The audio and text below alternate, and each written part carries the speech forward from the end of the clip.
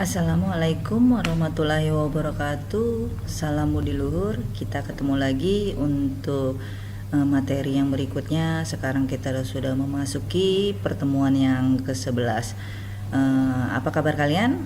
Mudah-mudahan sehat ya. Sekarang pandemi itu bukannya tambah menurun, jumlah yang positif itu ternyata tambah banyak ya. Jadi sekarang Bangka Belitung juga sudah masuk yang namanya zona merah. Baiklah, kita masuk ke teknik pengembangan sistem yang berikutnya, yaitu teknik untuk menjalankan rapat. Selama proses pengembangan sistem biasanya sering sekali dilakukan rapat-rapat rutin, baik itu antara tim pengembangan sistem atau tim pengembangan sistem dengan pengguna sistemnya atau dengan manajernya. Nah, rapat ini biasanya dilakukan untuk mendapatkan satu tujuan. Nah, biasanya di dalam rapat ini juga dilakukan untuk mendapatkan beberapa hasil, misalnya mendefinisikan permasalahan yang ada, kemudian mengumpulkan ide-ide, kemudian yang berikutnya untuk memecahkan permasalahan. Kemudian yang berikutnya biasanya pada saat terjadi proses pengembangan sistem, biasanya juga itu muncul yang namanya konflik baik itu antar tim pengembangan sistemnya maupun antara pengguna user dengan pengembangan sistem dan dengan manajernya ya. Jadi biasanya pada saat terjadinya konflik itu juga akan diadakan yang namanya rapat. Kemudian yang berikutnya itu ada yang namanya tujuan dari rapat itu adalah untuk menganalisis kemajuan dari proyek itu sendiri, apakah sudah sesuai dengan rencana atau plan yang sudah dibuat sebelumnya. Nah, kemudian yang berikutnya rapat juga diadakan memiliki tujuan untuk mengumpulkan data-data atau fakta yang akan digunakan di dalam pengembangan sistem. Nah, kemudian biasanya rapat juga untuk dilakukan yang namanya perundingan agar dihasilkan suatu kesepakatan.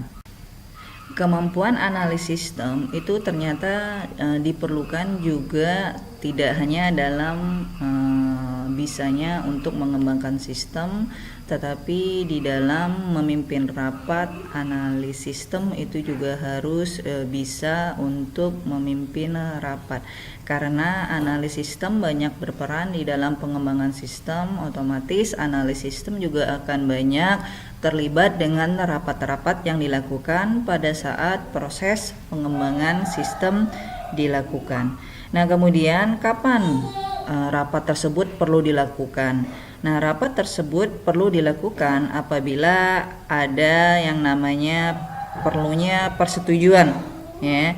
Kemudian yang berikutnya untuk menyampaikan informasi yang mendesak. Kemudian yang berikutnya untuk melaporkan dan meninjau kembali suatu peristiwa. Kemudian yang berikutnya ada yang namanya menangani keadaan darurat. Nah, itu perlu dilakukannya yang namanya rapat pada saat proses pengembangan sistem. Nah, kemudian bagaimana untuk mempersiapkan rapat itu sendiri? Ya, untuk mempersiapkan rapat itu sendiri, pada saat kita akan mempersiapkan rapat, kita harus mempertimbangkan apa saja yang perlu dipersiapkan dalam rapat itu sendiri. Karena rapat biasanya membutuhkan yang namanya waktu dan biaya. Jadi kita harus mengefektifkan biaya dan waktu yang dikeluarkan pada saat rapat itu dilakukan. Nah, sebelum rapat dilakukan berarti ada persiapan-persiapan yang harus kita lakukan. Di antaranya itu adalah kita harus menyiapkan agenda. Jadi agenda di situ kita harus mengetahui agenda rapat yang akan kita lakukan itu apa saja. Nah, kemudian putuskan siapa saja yang hadir di dalam rapat. Itu juga menjadi apa yang harus dipersiapkan sebelum kita melakukan rapat.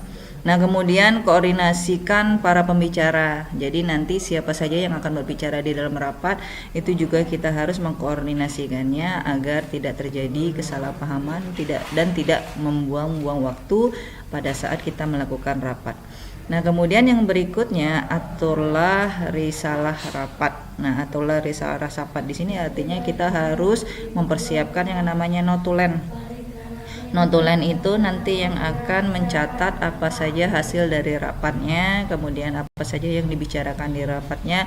Nah, hasilnya nanti itu akan dibagikan kepada seluruh peserta rapatnya agar mudah mengingatkan kembali apa yang harus dilakukan berdasarkan hasil dari rapatnya. Untuk melakukan sebuah rapat, kita juga harus menentukan waktu yang baik kapan dilakukannya rapat itu sendiri. Nah, biasanya rapat dilakukan di waktu pagi hari itu akan lebih baik karena peserta rapat itu masih segar dan bersemangat. Kemudian yang berikutnya peserta rapat itu juga belum terganggu dan terbebani dengan masalah-masalah kerja yang akan mereka hadapi. Nah, kemudian yang berikutnya, bila rapat terpaksa dilakukan pada waktu sore, maka sangat dimungkinkan jangan terlalu malam karena waktu rapat akan tergesa-gesa, kemudian penyelesaian rapat dapat tertunda, kemudian peserta rapat akan cemas pulang terlalu malam dan rasa cemas ini dapat terbawa di dalam rapat. Nah, kemudian sedapat mungkin jangan pada jam makan atau jam beribadah. Itu adalah yang harus kita perhatikan pada saat kapan kita menentukan jam rapatnya.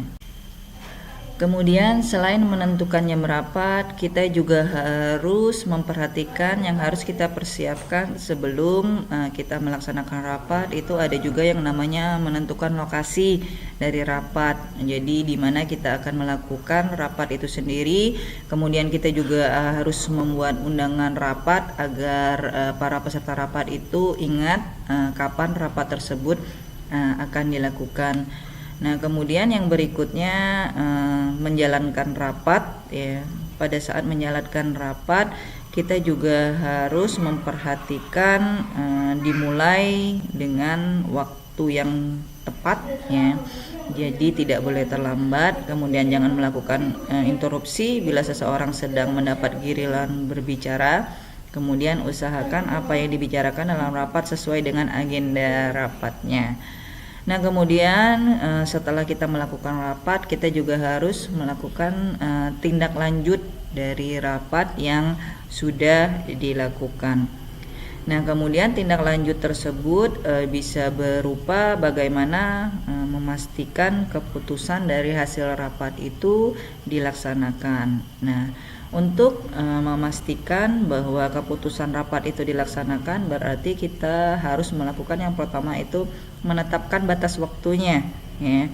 Jadi kita harus menetapkan batas waktu kapan semua tugas yang ditentukan di rapat itu harus dilakukan.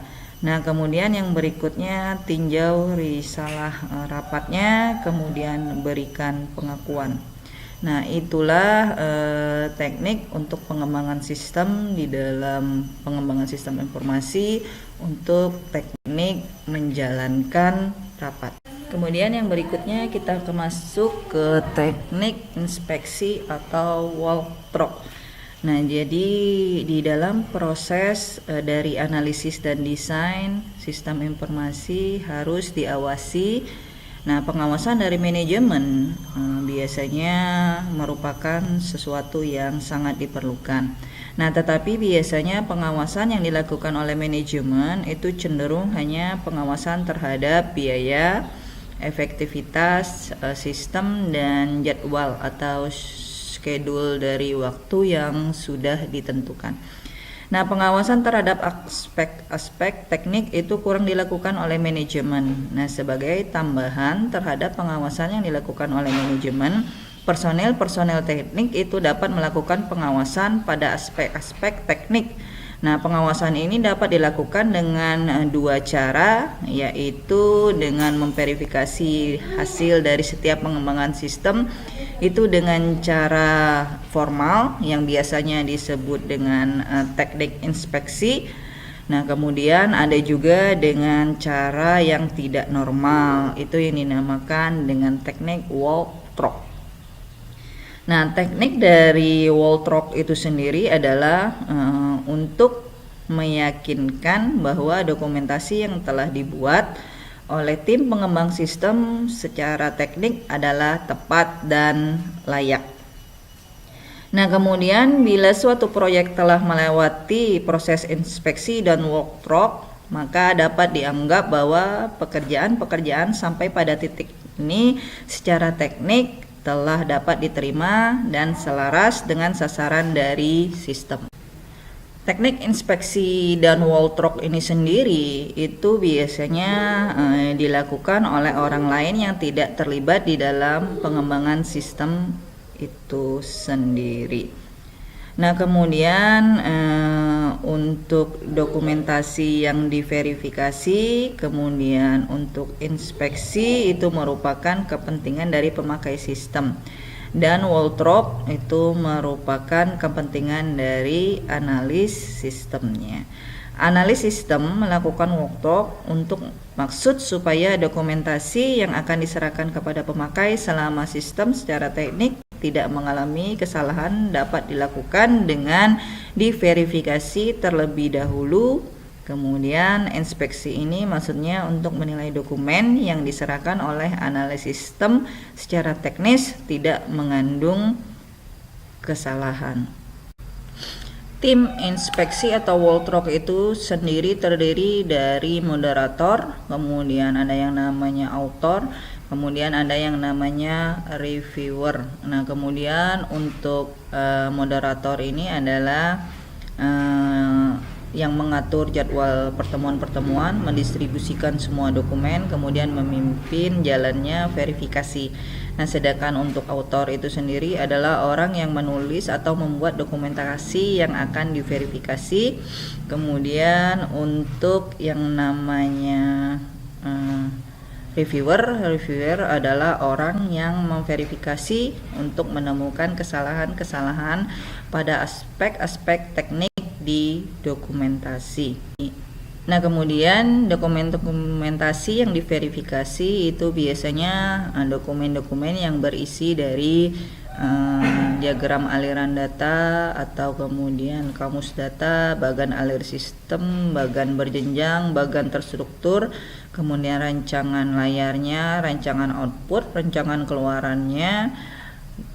Itu kalau kita menggunakan yang namanya teknik pengembangan sistem yang terstruktur. Tapi kalau kita menggunakan yang namanya object oriented system, maka biasanya dokumen-dokumen yang diperiksa itu biasanya yang berisi activity diagram, use case diagram, sequence diagram, class diagram, rancangan layarnya, rancangan output, rancangan input, kemudian deployment diagram, serta komponen diagram. Jadi tergantung teknik yang digunakan, itu menggunakan yang terstruktur, object oriented analysis system atau yang object oriented analysis system atau yang lainnya. Jadi dokumen-dokumen yang diperiksa itu menyesuaikan dengan teknik yang digunakan.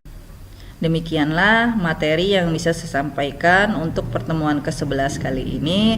Nanti kita akan lanjutkan lagi materi untuk pertemuan yang berikutnya. Tetap jaga kesehatan, jaga imunitas, kemudian tetap menjalankan yang namanya 3M. Ingat pesan Mama. Saya tutup dulu. Waalaikumsalam warahmatullahi wabarakatuh. Salam budi luhur.